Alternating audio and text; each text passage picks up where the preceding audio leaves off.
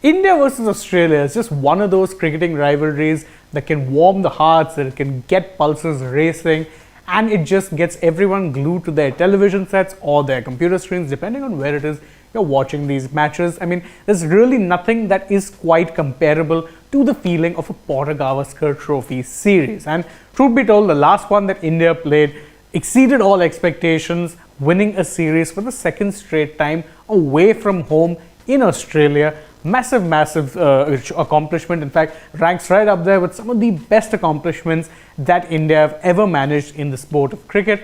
So surely this time around, with the series being held in India, you can say that India are the favourites, right? Well, yes, but that doesn't quite mean that it's all going to be smooth sailing. And quite frankly, as we're going to discuss in this video, there are a few major questions that is facing team management ahead of what should be a crucial series, not just in terms of them retaining the Border-Gavaskar Trophy, but also them making it to the final of the World Test Championship set to be held later this year. So without further ado, let's just quickly check in with the 5 major burning questions facing the Indian team ahead of the first test that is set to take place in Nagpur. The first major question that you can say is, who exactly opens the innings? Now, I know that KL Rahul in his press conference did hint at the fact that he'd bat in the middle order if needed, but he did also kind of make it clear that he would most likely be opening. But really, should he be opening the innings? I mean, his test form in recent times, particularly when he was captaining India against Bangladesh, hadn't been the best. Gill, on the other hand, is in a red-hot patch of form, has been doing well in both ODI and Test cricket and even T20I cricket, where he recently scored a ton. And you would say he deserves a longer rope at the top of the order, and especially considering Rohit Sharma will be back into the team, and don't worry, we'll be getting to him later on in this video. You'd think that it's a straight shootout between both of these players for that all-important second opener spot. Now, again, if you ask me, I would say probably go with Shubman at this time, based purely on form and the fact that KL Rahul has been lacking match fitness. Don't forget, he recently got married, so it's not like he's had that much time back in the middle to get acclimatized, and there are easier bowling attacks out there to face than the Aussie one. However, what does happen? Well, that's something we'll only know, but my gut feeling says that what I want is what the exact opposite of will be happening. Now, this isn't the only major team combination concern that the team will have. Second of all, we come down to the important question of who will be India's third spinner. Now, given Ravindra Jadeja is in the squad and has been given a clean bill of health, and that it's a test series in India, so Ravichandran Ashwin is a sure shot starter come what may.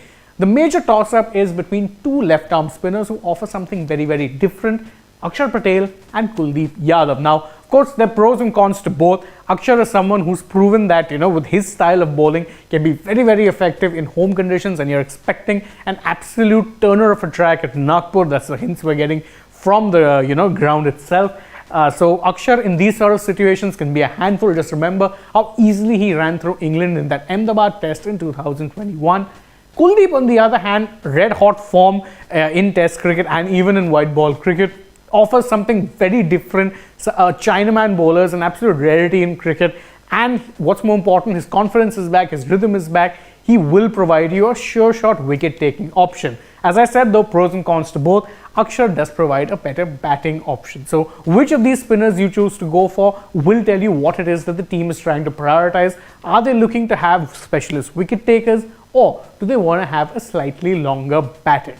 That's something that, again, we'll only know once it is the first day of the first test. The third major concern, which of course ties into, the three spinners debate is, and we'll get to that one in a bit, but the form of this man, Virat Kohli. Now, again, I know what you're thinking. Kohli at this point should be beyond reproach. He's proven that he is a certified match winner for India time and time again. But the simple fact of the matter is he hasn't really been in the best of form in Test cricket ever since, 2020 really. To be fair, he's found his form back in white ball cricket, both in T20Is and ODIs. He's proved that he remains a match winner for India, but he hasn't quite been able to do that in Test cricket in recent times. Don't forget, he had a pretty forgettable outing against England in that one-off test earlier in 2022.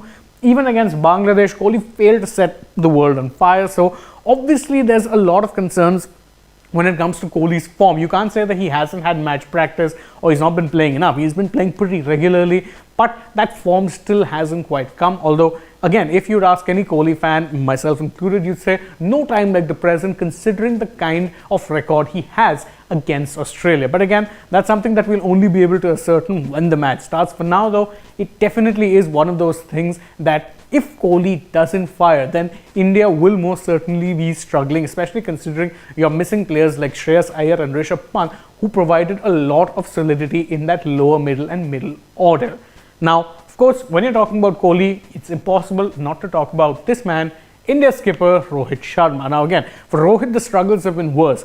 Came off a pretty average year in 2022 across formats, and it says a lot that since the time Rohit Sharma has been named India's full-time all-format captain, India have played 10 test matches, out of which he's missed 8. He's only played 2 test matches, and that's not really a good look on the captain, because again, if you're a new captain, you want to be out there with the team as often as possible. Rohit just hasn't got that opportunity due to bad luck, because he's just been getting injured at the worst times. But now he's going to be there, he's back, he's fit, and he's going to have to prove that he still remains a test batsman as a force to be reckoned with in test cricket. Now again, there's no doubting the fact that Rohit in recent years has been one of India's better batsmen in test cricket, but the fact that he hasn't played the format that much means that there will be some question marks, and those question marks, those little areas of doubt, will be exactly what the Australian bowlers look to exploit. So the other big question is, will Rohit Sharma's lack of match practice in the longest format prove to be something of a concern for the Indian players?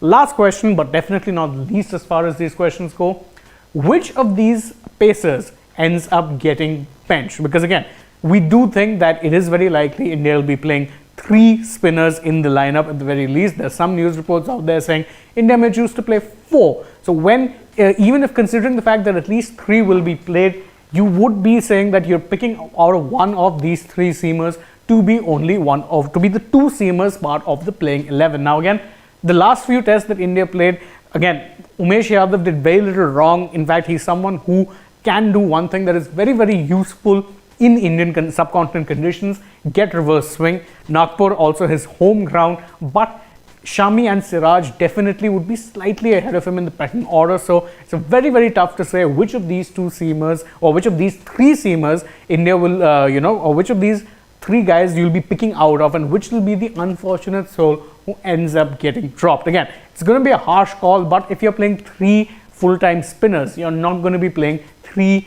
seamers in that lineup as well. It would just be a little bit of overkill, but one thing is for sure, whichever one of these players ends up getting overlooked would have every right to feel aggrieved. And that's it from this particular edition of this video, where we're looking at 5 burning questions that will be facing India ahead of the first test. Do you think there's anything else that team management should be concerned about? Well, you can let us know in the comments below, and don't forget, like the video, share it with your friends, subscribe to the channel, tap the bell icon, leave us a comment. Don't also forget to follow us on Instagram, Twitter and Facebook, and last but not least, download the SportsTak app. Thank you all once again for joining us. If you're on the channel, don't forget to check out a few more videos that we did. For now though, from my side, goodbye.